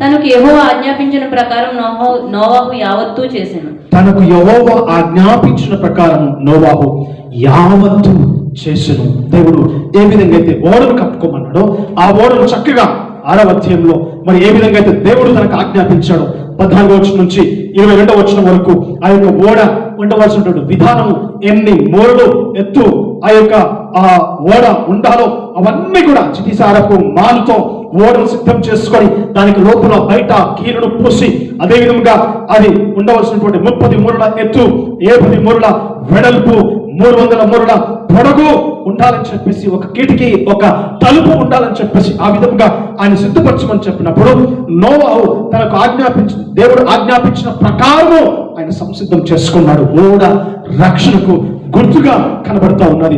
రక్షణ పొందడానికి ఆయన ఓడను సిద్ధం చేసుకున్నాడు, ఓడను చక్కగా నిర్మించుకున్నాడు. ఇంకా 7వ అధ్యాయం 23వ వచనం చూసినట్లయితే అక్కడ భీభాగం చూసినట్లయితే మనకు కనబడతా ఉంది. అది భూమి మీద నుండకుండా తుడిచివేయబడను, నోవాహును అతనితో కూడా ఆ ఓడలో నున్నవన్నీ మాత్రము మిగిలి ఉండను. నోవాహు తన కుటుంబం ఓడలో ఉన్నవన్నీ మిగిలిపోయాయి, కానీ మిగతావన్నీ కూడా అందులో జల సమాధి చేయబడ్డాయి. 8వ అధ్యాయంలో ప్రవేశించుదాం. 8వ అధ్యాయం 19 వచనాలు చూసినట్లయితే దేవుడు అక్కడ నోవాహును జ్ఞాపకం చేసుకొని తన కుటుంబాన్ని, ఆ ఓడలో ఉన్నటువంటి వాటన్నిటిని కూడా జ్ఞాపకం చేసుకొని ఆ యొక్క ప్రచండమైనటువంటి వర్షము నుండి, అలల నుండి క్రమక్రమముగా నీళ్లను తగ్గించాడు. క్రమక్రమముగా వారిని భూమి మీద మరలా జీవితమును కొనసాగించుకోవడానికి ఆయన కృపనిచ్చి ఆ నీళ్ళన్ని కూడా ఆరిపోయేటట్టు చేస్తూ ఉన్నాడు. మొదటిగా కాకిని పంపించాడు. కాకి ఎక్కడ స్థలము లేక అది అటు ఇటు తిరుగుతూ ఉన్నది. రెండవదిగా మరలా ఆయన ఒక నల్ల పావురాన్ని పంపిస్తాడు. ఎక్కడ స్థలము లేక తిరిగి వచ్చేస్తుంది. మూడవసారి నల్ల పావురాన్ని మరలా పంపించినప్పుడు ఒలీవ ఆకు మొక్కను తుంచుకొని ఆకును తీసుకొని వచ్చేసి కొమ్మను తీసుకొని వచ్చినప్పుడు ఆ భూమి మీద నీళ్లు తగ్గినవని చెప్పేసి నోవాహు అప్పుడు భూమి మీదకి ప్రవేశించినట్లుగా మనం చూస్తా ఉన్నాం. ప్రియమైన దేవుని బిడ్డలారా, చూడండి 18వ వచనం. కాబట్టి నోవాహును అతనితో కూడా అతని కుమారులను, అతని భార్య, అతని కోడలను బయటికి వచ్చిరి, పాప నిర్మూలన నుండి బయటికి వచ్చిరి, దేవుని యొక్క శిక్ష నుండి బయటికి వచ్చిరి. ఆమేన్. ఈ ఉదయకాల సమయంలో ఆ యొక్క పాప నిర్మూలన నువ్వు చేసుకుంటే, ఈ ఉదయకాల సమయంలో దేవుని యొక్క శిక్ష నుండి నువ్వు తప్పించబడితే బయటికి వస్తావు. లోకం నుంచి క్రీస్తు రక్షణలోనికి వస్తావు. శాపము నుండి, పాపము నుండి, చీకటి నుండి దేవుని వెలుగులోనికి, క్రీస్తు మార్గంలోనికి వస్తావు. కాబట్టి జ్ఞాపకం చేసుకుందాం. హెబ్రీ పత్రిక 11వ అధ్యాయం 7వ వచనం చూద్దాం. విశ్వాసమును బట్టి నోవాహును అది వరకు చూడని సంగతులను గూర్చి దేవుని చేత హెచ్చరింపబడి భయభక్తులు గలవాడై తన ఇంటి వారి రక్షణ కొరకు ఒక ఓడను సిద్ధం చేసెను. అందువలన అతడు లోకం మీద నేర స్థాపన చేసి విశ్వాసమును బట్టి కలుగు నీతికి వారసుడాయను. ఇక్కడ విశ్వాసాన్ని బట్టి నోవాహు దేవుని చేత హెచ్చరింపబడ్డాడు. ప్రమాదం పొంచి ఉన్నది, పాప నిర్మూలన చేయబడుతుంది, దేవుని యొక్క శిక్ష విడుదల చేయబడుతుంది. మీ మార్గమును, మీ జీవితాలను చక్కపరుచుకోండి, ఓడను సిద్ధం చేసుకోండి అని ఆయన హెచ్చరింపబడ్డాడు. ఆ హెచ్చరిక ప్రకారం తను, తన కుటుంబము, తన పిల్లలు, తన భార్య, తనతో పాటు ఈ భూమి మీద ఉన్న జీవరాశులను మరలా బ్రతికించుకోవడానికి గొప్ప ఓడను సిద్ధం చేసుకున్నాడు, రక్షణ సంపాదించుకున్నాడు. ప్రేమందరి బిడ్డలారా, ఈరోజు నీ ఓడను నీవే నడుపుకుంటున్నావా? జ్ఞాపకం చేసుకో. ఈరోజు నీ ఓడను నీవే నావికుడవుగా ఉన్నావా? జ్ఞాపకం చేసుకో. నీ ఓడను నీవే నడిపించుకుంటే, నీవే నావికుడవుగా ఉంటే నీ ఓడ ఆ యొక్క ప్రళయములో మునిగిపోయే ప్రమాదం ఉంది, ఈ లోకంలో మునిగిపోయే ప్రమాదం ఉంది. నీ ఓడను నీవే నడుపుకుంటే నీతో పాటు భయంకరమైనటువంటి స్నేహితులు వస్తారు, పాపపు స్నేహితులు వస్తారు, పాపపు అలవాట్లు వస్తారు.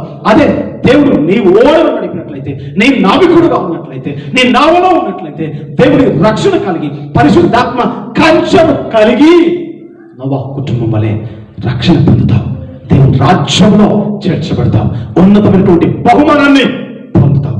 కాబట్టి మన జీవితాలను చక్కపరుచుకుందాం, దేవుని కొరకు సిద్ధపరచుకుందాం. 4వదిగా నోవాహు బలిపీఠం. మొదటిది పాపం యొక్క నిర్మూలన, రెండవది దేవుని యొక్క శిక్ష, మూడవది ఓడ యొక్క రక్షణ, 4వది నోవాహు బలిపీఠము. పాపము నిర్మూలన చేయబడింది కాబట్టి, దేవుని యొక్క శిక్ష తప్పించబడింది కాబట్టి, ఓడ ద్వారా దేవుడు రక్షణ కలిగించాడు కాబట్టి, ఇక్కడ నోవాహు బలిపీఠాన్ని కట్టాడు. 8వ అధ్యాయం 20 నుంచి 23వ వచనం చూద్దాం. ఆదికాండం 8, 20 నుంచి 23 వరకు. అప్పుడు నోవాహు యెహోవాకు బలిపీఠం కట్టి పవిత్ర పశువులన్నిటిలోను పవిత్ర పక్షులన్నిటిలోను కొన్ని తీసుకుని ఆ పీఠం మీద దహన బలి అర్పించెను. అప్పుడు యెహోవా ఇంపైన సువాసనను ఆగ్రానించి, ఇక మీదట నరులను బట్టి భూమిని మరలా శపించను. ఎందుకనగా నరుల హృదయాలోచన వారి బాల్యం నుండి చెడ్డది. నేను ఇప్పుడు చేసిన ప్రకారంగా ఇకను సమస్త జీవులను సంహరింపను. చూడండి, ఇక్కడ నోవాహు తన కుటుంబాన్ని పాపము నుంచి నిర్మూలన చేసినందుకు, శిక్షను తప్పించినందుకు, రక్షణ కలిగించినందుకు ఆయన చేస్తున్నటువంటి పని ఏంటంటే బలిపీఠాన్ని కట్టుకున్నాడు. నా జీవితం బలిపీఠం అనగా క్రైస్తవ జీవితం, దేవుని బిడల జీవితం సూచనగా ఉన్నది. బలిపీఠాన్ని కట్టి ఆయన యెహోవాకు పవిత్ర పశువులన్నిటిలోను పవిత్ర పక్షులన్నిటిలోను కొన్ని తీసుకొని వచ్చి బలిపీఠం మీద దహన బలి అర్పించాడు. అయ్యా, నీవు ఈ భయంకరమైనటువంటి పరిస్థితుల్లో నుంచి తప్పించావు. ఈరోజు కొన్ని వర్షాల కోసమే ఇండ్లు మునిగిపోతా ఉన్నాయి, కాలనీలు మునిగిపోతా ఉన్నాయి, ఎంతో మంది నిరాశ్రయులు అయిపోయారు, ఎంతో మంది గృహాలు నీళ్ళలో నేలబట్టం అయిపోయాయి, ఎంతో మంది నీళ్ళలో గల్లంతైపోయారు. అలాంటిది ప్రపంచమంతా కూడా నీళ్లతో నింపబడినప్పుడు ఎలాంటి టెక్నాలజీ లేకుండానే దేవుడు నోవాహు ఓడను చక్కగా కాపాడాడు. ఆమేన్. కారణం, ఆ ఓడకు నావికుడు దేవుడే, నాయకుడు దేవుడే. కాబట్టి ఆ ఓడ చక్కగా నడిపించబడింది. ఇంత ప్రమాదం నుంచి తప్పించిన దేవా, లోకమంతటినీ విస్మరించావు, కానీ నన్ను బ్రతికించావు ప్రభువా. అందును బట్టి బలిపీఠాన్ని కడతాను, నీకు బలిని అర్పిస్తానని చెప్పేసి దేవునికి ఇంపైన సువాసన నగ్రానించి శాపాన్ని పోగొట్టుకున్నాడు, పాపాన్ని పోగొట్టుకున్నాడు, చీకటిని తొలగించాడు, అంధకార శక్తులను పాల్గొన్నాడు అనే విషయం చూస్తా ఉన్నాం. అప్పుడు దేవుడు అంటాడు, అక్కడ వారి హృదయ నరుల ఆలోచనలు వారి బాల్యం నుండి చెడ్డది కాబట్టి నేను ఇప్పుడు చేసిన ప్రకారంగా ఇకను చేయను, సమస్త జీవరాశులకు చేయను అని చెప్పేసి, సంహరించనని చెప్పేసి దేవుడు నిర్ణయం చేసుకున్నాడు. చూడండి 23వ వచనం. భూమి నిలిచి ఉన్నంత వరకు వేదకాలమును కోతకాలమును శీతోష్ణములను వేసవి శీతాకాలములను రాత్రి పగళ్ళను ఉండక మానవుని తన హృదయములో అనుకొనెను. 4 కాలాలు, 4 సీజన్స్ కూడా దేవుడు చక్కగా నేను ఆశీర్వదిస్తానని చెప్పేసి నోవాహును తన కుటుంబాన్ని ఆశీర్వదించాడు. కారణం, బలిపీఠాన్ని కట్టి దేవుడికి వారు సువాసనను ఆగ్రహించారు కాబట్టి, వారికి దేవుడికి ఇష్టమైన జీవితాన్ని నీతి కలిగి జీవిస్తున్నారు కాబట్టి దేవుడు వారిని ఆశీర్వదించాడు. లేవియ కాండములు చూస్తే దేవుడు మోషేతో సెలవిచ్చాడు, బలిపీఠములు ఏ విధంగా కట్టాలి, బలిపీఠములు ఏ విధంగా దేవుడికి బలు అర్పించాలి అనే విషయాన్ని 1వ అధ్యాయంలో ఆ యొక్క అధ్యాయంలో చూస్తాం. ఆదికాండం 12వ అధ్యాయం 7-9 వచనాలు చూసినట్లయితే, అబ్రహామును దేవుడు పిలిచిన తర్వాత ఆయన షెకెములో బేతేలులో దేవునికి బలిపీఠం కట్టాడు. అబ్రహాము బలిపీఠంలో కట్టడంలో ప్రథముడు, చాలా ముఖ్యుడు, ప్రాముఖ్యమైనటువంటి వాడు. ఈ యొక్క బలిపీఠమును ప్రారంభించినది నోవహు అయినప్పటికీ బలిపీఠంలో కట్టడంలో అబ్రహాము ప్రథముడు. తన కుమారుని బలి అర్పించే విషయంలో కూడా ఎక్కడ కూడా భయపడకుండా దేవుని కోసం ఆయన విశ్వాసంతో ముందు కొనసాగాడు, జీవించాడు. ప్రేమ బలిపీఠం అనగా క్రైస్తవ జీవితం. బలిపీఠం మన జీవితానికి సూచనగా ఉన్నది. రాజు గ్రంథంలో చూస్తాం, ఏలియా అదే విధముగా మరి 850 మంది బయలు ప్రవక్తలు ఆ యొక్క ఛాలెంజింగ్ లో వారి దేవుడైతే ఈ యొక్క బలిని ఆ యొక్క అగ్ని చేత సంహరిస్తారు, నాగ్రాణిస్తారు. వారి దేవుడే గొప్ప దేవుడు అని చెప్పేసి అక్కడ వారు ఛాలెంజ్ చేస్తున్నప్పుడు బయలు ప్రవక్తలు వచ్చేసి వాళ్ళ దేవుళ్ళకు మొరపెట్టుకున్నప్పుడు ఆ యొక్క బలిపీఠం మీద ఉన్నటువంటి ఆ యొక్క మాంసం, ఆ యొక్క బలి దేవుడు తీసుకున్నప్పుడు, వారి దేవుడు తీసుకున్నప్పుడు ఏమి జరగనప్పుడు అక్కడ ఏలియా ఒకే ఒక ప్రార్థన చేశాడు. దానికి ముందు పడిపోయిన బలిపీఠాన్ని ఆ యొక్క ఇశ్రాయేలు గోత్రంలో లెక్క చొప్పున 12 రాళ్ళని తీసుకొని, మలువని రాళ్ళను తీసుకొని బలిపీఠాన్ని కట్టి ఎద్దులు తొలకలుగా కోసి బలిపీఠం మీద కట్టెలు పేర్చి వాటిపైన క్రమముగా అక్కడ బలిపీఠము పాడైపోయింది. క్రైస్తవ జీవితం పాడైపోయింది, ఇశ్రాయేలు జీవితం పాడైపోయింది. మీ జీవితాలను కట్టుకోండి, మీ జీవితాలను పాడైపోయినటువంటి మీ బలిపీఠాలను కట్టుకోండి. మీ వ్యక్తిగత బలిపీఠము, మీ సంఘ బలిపీఠము, మీ కుటుంబ బలిపీఠము పాడైపోయింది, దాన్ని కట్టండి అని అక్కడ కట్టించిన తర్వాత ఆ మాంసం ఎద్దులు వాటి మీద పెట్టి నీళ్లు పోసి దేవునికి ప్రార్థన చేసినప్పుడు ఆకాశం నుండి అగ్ని దిగి వచ్చి ఆ దహన బలిని ఆక్రమించింది. ఆమేన్. దేవుని బిడ్డలారా, బలిపీఠము కట్టబడినప్పుడు, బలిపీఠము చక్క చేయబడినప్పుడు, బలిపీఠము మన జీవితాలను సూచనగా ఉన్నది కాబట్టి బలిపీఠాన్ని చక్కదిద్దుకున్నప్పుడు, మన యొక్క బలిని దేవునికి అర్పించినప్పుడు అది హోమముగా దేవునికి ఆగ్రహించబడుతుంది. దేవుని దీవులు విస్తారముగా మనపై కుమరించబడతాయి. దేవుని క్షమాపణ మనపై విస్తారముగా అనుగ్రహించబడుతుంది. ఈరోజు నీ వ్యక్తిగత కుటుంబ బలిపీఠము ఏ విధంగా నువ్వు కట్టుకుంటున్నావు, దేవుని కొరకు జీవిస్తున్నావు జ్ఞాపకం చేసుకో. నీ వ్యక్తిగత కుటుంబ బలిపీఠాన్ని సరి చేసుకున్నప్పుడు ఏలియా లాంటి అగ్ని, దహించు అగ్ని నీ మీద, నీ కుటుంబం మీద, నీ జీవితంలో ఉంటుంది. పరిశుద్ధాత్మ దేవుని నడిపింపు బలము నీ జీవితంలో ఉంటుంది. అంటే కృపను పొందుకోవాలని దేవుడు ఆశిస్తూ ఉన్నాడు. 5వదిగా దేవుని నిబంధన, పాపం యొక్క నిర్మూలన, దేవుని యొక్క శిక్ష, వాడి యొక్క రక్షణ, నోవహు యొక్క బలిపీఠము, చివరిగా దేవుని యొక్క నిబంధన. 5వది దేవుని యొక్క నిబంధన. 9వ అధ్యాయము మొదటి 7 వచనాలు చూసినట్లయితే అక్కడ, మరియు దేవుడు నోవహు అతని కుమారులను ఆశ్రయించి మీరు ఫలించి అభివృద్ధి పొంది భూమిని నింపుడి, మీ భయమును బెదురును అడవి జంతువులన్నిటికీ, ఆకాశ పక్షులన్నిటికీ, నేల మీద ప్రాకు ప్రతి పురుగులకు, సముద్రపు చేపలన్నిటికీ కలుగును, అవి మీ చేతికి అప్పగింపబడినవి. వాస్తవానికి సాధారణంగా దేవుడు మానవునికి ఇచ్చినటువంటి అధికారం ఏంటంటే, ఈ భూమి మీద ఉన్న ప్రతి జంతువు, ప్రతి జలచరము మానవునికి భయపడును కాక, మానవునికి లోపమును కాక, మానవుని మాట వినుడు గాక అని శాసించాడు. కానీ మానవుని యొక్క అవిధేయతను బట్టి, పాపాన్ని బట్టి, భయమును బట్టి ఈరోజు జంతువులు, క్రూర మృగాలు మనుషులపై తిరగబడతా ఉన్నాయి.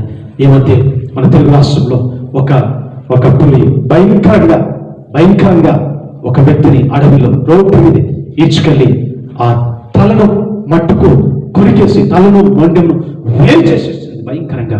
ఒకప్పుడు దేవుడు నీకు అన్ని లోపడతాయి, అన్ని భయపడతానని చెప్పాడు. కానీ ఈరోజు ప్రతిదానికి మానవుడు భయపడుతూ జీవిస్తున్న పరిస్థితులను చూస్తూ ఉన్నాం. ప్రేమ దేవుని బిడ్డలారా, ఇలాంటి పరిస్థితులు దేవుడు అంటూ ఉన్నాడు, మీ ప్రాణం మీరు అభివృద్ధి పొందండి, మీరు భూమిని సమృద్ధిగా నింపండి, మీ సంతానం విస్తరింపు చేయండి, చక్కగా జీవించండి అని చెప్పేసి దేవుడు వాగ్దానం చేశాడు.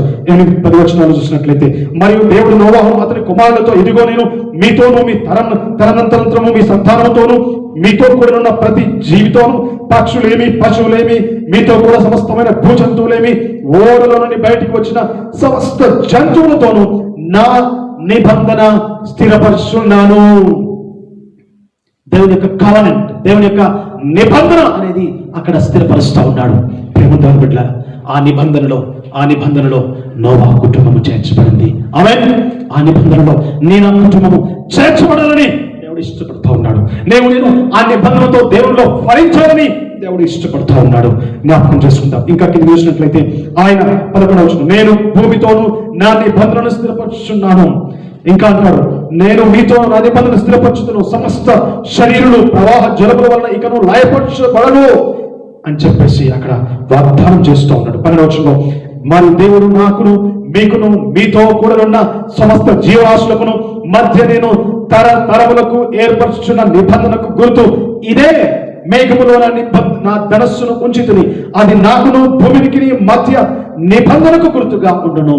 ఆకాశంలో ఇంద్రధనస్సును దేవుడు నోవాహుకు చూపించాడు. ఇక నుండి నేను లయం చేయను, నిన్ను విస్తరింప చేస్తాను, నిన్ను ఆశీర్వదిస్తానని చెప్పేసి దేవుడు అక్కడ ఆశీర్వదించాడు. 16వ వచనం, ఆ ధనస్సు మేఘములో నుండును, నేను దాన్ని చూచి దేవునికి భూమి మీద ఉన్న సమస్త శరీరంలో ప్రాణము గల ప్రతి దానికి మధ్యనున్న నిత్య నిబంధనను జ్ఞాపకం చేసుకుందును. మరియు దేవుడు నాకును భూమి మీదనున్న సమస్త శరీరమును మధ్యను నేను స్థిరపరిచిన నిబంధనకు గుర్తు ఇదే అని నోవాహుతో చెప్పాను. దేవుడు నోవాహుతో నిబంధన చేశాడు. ఆ నిబంధన ప్రకారం ఆయన వారిని ఆస్వాదించాడు. ప్రియమందరం పట్లరా, ఆ నిబంధనలో నేను ఉన్నామా? ఆ యొక్క పాపం యొక్క నిర్మూలన మనం చేసుకున్నామా? దేవుని యొక్క శిక్ష నుండి తప్పించబడ్డామా?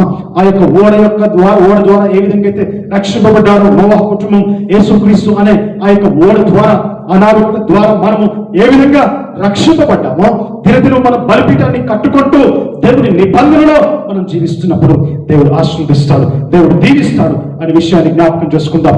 నూతన నిబంధన గురించి హెబ్రీ పత్రికలో భక్తుడు మాట్లాడతాడు. హెబ్రీ పత్రిక 8వ అధ్యాయము 6వ వచనం నుంచి 13వ వచనం చూసినట్లయితే, హెబ్రీ 8:13 నుంచి, ఈయన అయితే ఇప్పుడు మరి ఎక్కువైన వాగ్దానం బట్టి నియమింపబడిన మరి ఎక్కువైన నిబంధనకు మధ్యవర్తి ఉన్నాడు కనుక మరి శ్రేష్టమైన సేవకత్వం పొంది ఉన్నాడు. ఏలయనగా ఆ మొదటి నిబంధన లోపము లేనిదైతే రెండవ దానికి అవకాశం ఉండనేరదు. అక్కడ మొదటి నిబంధన నోవాహుతో చేశాడు. రెండవ నిబంధన మరి లోకము లేనిదిగా, మరి ప్రశస్తమైందిగా, పరిశుద్ధమైందిగా, అది సంపూర్ణమైందిగా, యేసుక్రీస్తుతో లోపము లేనిదిగా ఆయన నిబంధనను స్థిరం చేశాడు.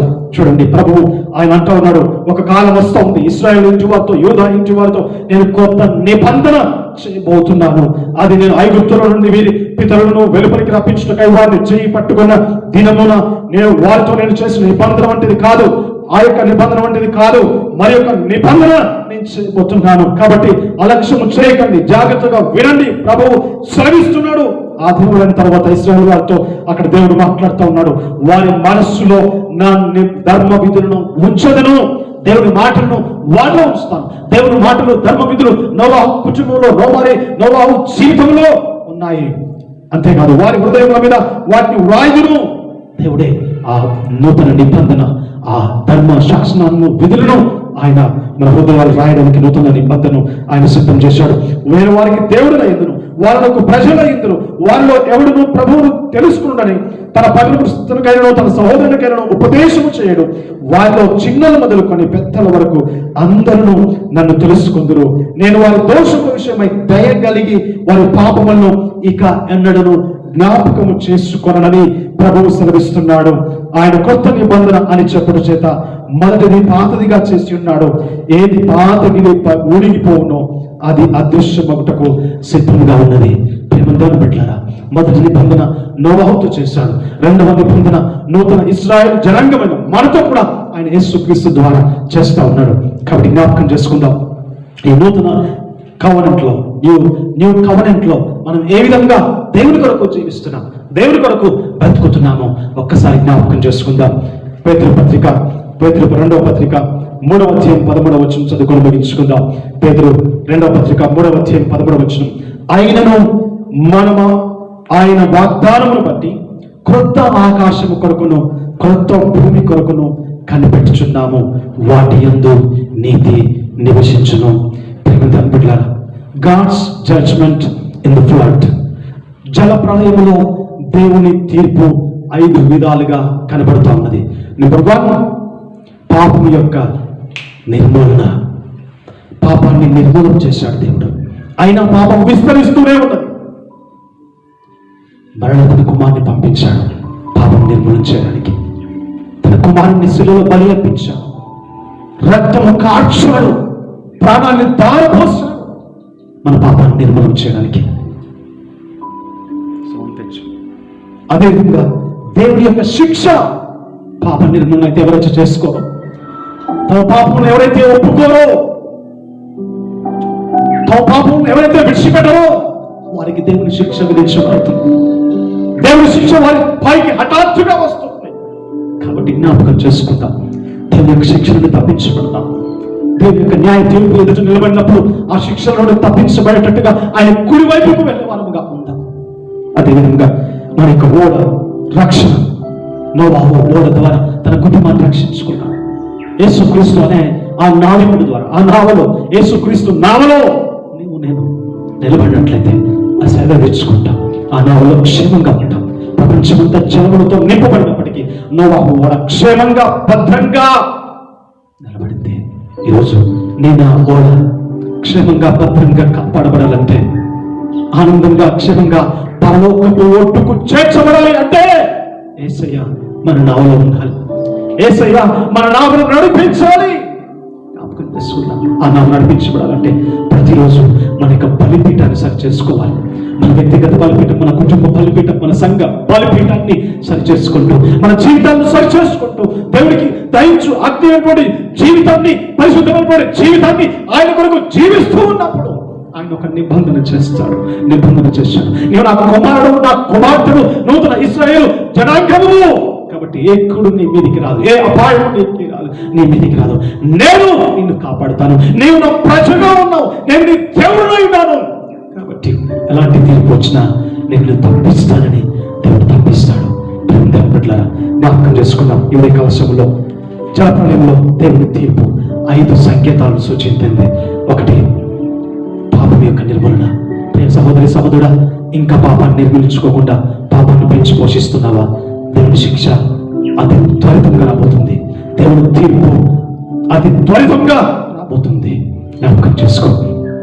దేవుని యొక్క ఆ యొక్క ఓడలో, యేసుక్రీస్తు ఓడలో ప్రవేశించినట్లయితే రక్షణ పొందుతావు, క్షేమంగా పరలోక రాజ్యానికి చేర్చబడతావు. దినదినము నీవు ఆ పరలోక రాజ్యానికి చేర్చబడడానికి సిద్ధపడడానికి నీ బలిపీఠాన్ని చక్కపరుచుకున్నప్పుడు దేవుని నిబంధన ప్రకారంగా నిన్ను ఆయన పరమ రాజ్యం నడిపిస్తాడు. అటు కృప, దీవెన, ఆశీర్వాదము దేవా నాకును, నా కుటుంబానికి, నా పిల్లలకును దయచేయి తండ్రి. నాలో ఏమైనా లోపములు ఉన్నట్లయితే, నాలో ఇంకా పాపము నిర్మూలము కాకుండా పాపాన్ని పెంచి పోషిస్తూ అక్రమముగా అవిధేయులుగా జీవిస్తున్నట్లయితే ప్రభువా ఆ యొక్క శిక్షను తప్పించండి ప్రభువా. తండ్రి ఆ శిక్షను తప్పించండి ప్రభువా. నీ ఓడలో చేర్చుకోండి నైనా. నా ఓడలో నీళ్లు ఉన్నాయి ప్రభువా. నా ఓడలో పాపము నీళ్లు, కలుషితమైనటువంటి నీళ్లు, పరిశుద్ధమైనటువంటి జలములో అపవిత్రమైనటువంటి ఆ ఎంతో కల్మషం ఉన్నది ప్రభువా. వాటిని తీసివేయండి ఆయన, పరిశుద్ధపరచండి ప్రభువా. నా వ్యక్తిగత, నా కుటుంబ జీవితాన్ని, నా బలిపీఠాన్ని చక్కపరుచుకుంటాను దేవా. ఏలియా వలె నేను జీవితాన్ని, ఇశ్రాయేలు జీవితాన్ని చక్కపరుచుకున్నట్టుగా మా జీవితాలను, బలిపీఠాలను చక్కపరుచుకొని నీ నిబంధనలో ప్రభువా నీ ఒక రాజ్యంలో చేరుతాను తండ్రి అని తీర్మానం చేసుకుందాం. ప్రేమగల దేవుడు, నమ్మదగిన దేవుడు, కనికరం గల దేవుడు మన ఆస్వాదిస్తాడు. ప్రార్థన చేసుకుందాం. పరిశుద్ధుడా, నీ పాపములు కొందనాలు. ఈ ఉదయకాల సమయంలో మాకు ఇచ్చినటువంటి శ్రేష్టమైనటువంటి ఆరాధనను బట్టి నాయన నీ కొందనాలు. మా స్తుతి ఆరాధన ద్వారా మీరు మహిమ పొందినందుకు మీకు వందనాలు. ఇదిగో ప్రభా ఇచ్చినటువంటి వాక్య సందేశం బట్టి మీకు వందనాలు ప్రభా. ఇదిగో తండ్రి నాయన జల ప్రళయంలో మీ తీర్పు ఏ విధంగా ఉందో బహు స్పష్టంగా మాతో మాట్లాడావు నాయన. పాప నిర్మూలనము నా తండ్రి చేయబడింది. నోవాహు కుటుంబము తప్పించబడింది. దేవుని శిక్ష నాయన విడుదల చేయబడింది. ఆ శిక్షలో ప్రపంచమంతా కూడా అంతరించిపోయింది, అంతమైపోయింది.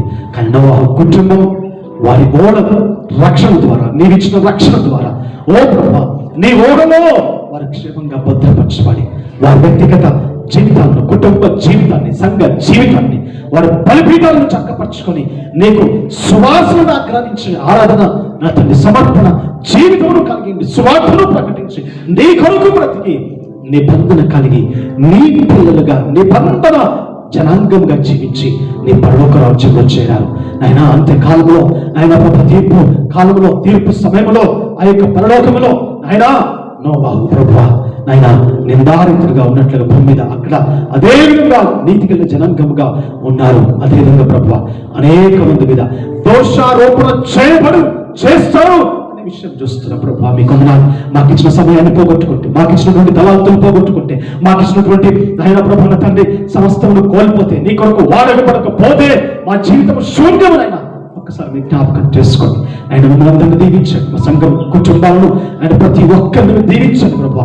ఈ మాటలు వింటున్నటువంటి ప్రతి సహోదరి సహోదరుని ఆయన కుటుంబాలను ఆయన జ్ఞాపకం చేసుకొని ఓ తండ్రి ప్రభా రాబోవు తీర్పులో మేము నిలబడకుండా ఓ తండ్రి నీ కుడి వైపున ఉండే జనాంగములుగా సంఘములుగా కుటుంబాలుగా ఉండడానికి నాయన పాప నిర్మూలన చేసుకొని ఎదుగు ప్రభా నీ శిక్ష నుంచి తప్పించబడి ఎదుగు తండ్రి నైనా తండ్రి ప్రభా నైనా ఆయన మా ఊళ్ళను ఆయన మీలో కాపాడుకుంటూ ప్రభా ఎదుగు తండ్రి ఆయన బలిపీఠములు చక్కపరుచుకుంటూ తండ్రి ఆయన నీ నిబంధన జనాంగముగా జీవించటకు ప్రతి కుటుంబానికి ముద్ర వేయమని ఆశీర్వదించమని కృప చూపించమని ప్రార్థన చేస్తూ ఆయన ఈ వారం కూడా చక్కగా నడిపించమని ఎవరి ఏ అవస్థలో ఉన్నారో వారి అవసరాలు అక్కడ తీర్చండి, ఆయన ఆరోగ్యములు దయచేయండి, బలహీనలను బలపరచండి, సరైనటువంటి మోకాలను బలపరచండి, ప్రార్థన విశ్వాస భక్తి జీవితంలో ప్రబోధించండి ప్రభా. నీ కొందనాలు వాక్యం విన్నప్పుడు ప్రార్థనలో ఉన్నప్పుడే కాదు నాయన మా మనస్సులు అంతరంగాలు సంపూర్ణముగా నీ కొరకు లోబడాలి, నీ కొరకు వాడబడాలి, నీ కొరకు జీవించాలి ప్రభా. అలాంటి సమర్పణ ప్రతి ఒక్క బిడకు దయచేయమని ప్రార్థన చేస్తున్నాం. ప్రతి దురాత్మను ప్రతి ఆయన దుష్ట ఆలోచనలు తలపులను పాప జీవితాలను తొలగించి నీ పరిశుద్ధమైన జీవితాన్ని దయచేయండి ప్రభా. ఈ వారంతా మీ శ్రేష్టమైనటువంటి ఆయన ఆశీర్వాదముల చేత కృప చేత మీరు సమృద్ధిగా నడిపించమని ప్రార్థన చేస్తున్నాను. అనారోగ్యంగా ఉన్న బిడ్డలు మీరు కొట్టండి, తాకండి, మీ స్వస్థతను గ్రహించండి, మీ యొక్క ఆరోగ్యాన్ని కలిగించమని ప్రార్థన చేస్తూ దేశములను రాష్ట్రములను ప్రపంచ దేశాలను మీరు కనికరించి ఆయన కరోనా నుంచి విడుదల కలిగించి వ్యాక్సిన్ విషయంలో మీ గొప్ప కృపను చూపించి త్వరితముగా ప్రభాన తండ్రి ఆయన కరోనా వైరస్ నుంచి సంపూర్ణంగా విడుదల చేసి ఆయన ప్రభాన తండ్రి ఎడ్యుకేషన్ అతని ఇన్స్టిట్యూషన్స్ అన్ని కూడా ఓపెన్ చేయబట్టు ప్రభావ అతని పిల్లల భవిష్యత్తు ఎక్కడ కూడా ఆయన స్పాయి కాకుండా మీరు కృప చూపించమని సహాయం చేయమని సంఘాలు సౌకర్యం విశ్వాసంలో జ్ఞాపకం చేసుకొని దీవించమని ఆశీర్వదించమని ఏదే కాలం ఆశీర్వాదం మెండుగా మంచి మహిమ పొందమని యేసు నామములో ప్రార్థించి వేడుకొంచున్నాము తండ్రి, ఆమేన్. ఇప్పుడు మన పరమ తండ్రి దేవుని యొక్క ప్రేమ, ప్రభువైన యేసుక్రీస్తు యొక్క కృప, పరిశుద్ధ ఆత్మదేవుని అన్య సహవాసము కాపుదల సంరక్షణ ఇక్కడ కూడిన మనందరికీ సంఘమునకును ఈ వాక్యం వింటున్న ఆనందంలో పాల్పొందులు పొందుతున్న ప్రతి బిడ్డకు ఇప్పుడు ఎల్లప్పుడూ సదాకాలము తోడైంది నడిపించబడును గాక. Amen. Praise the Lord. Thank you. God bless you.